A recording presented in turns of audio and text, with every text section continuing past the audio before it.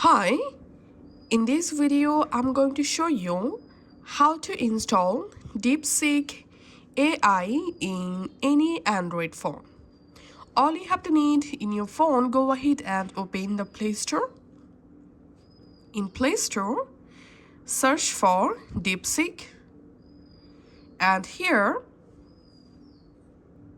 all you have to need, open DeepSeek AI Assistant app and just tap on install. And this is the official DeepSeek AI app. Once it's successfully installed, just open the DeepSeek app in your phone and here tap on agree. And now to use DeepSeek, first of all, you have to create an account in DeepSeek. You can create an account using your email address. To do that, just enter here your email address, create a strong password, retype the password, and just enter the code and tap on sign up, and your account will be created.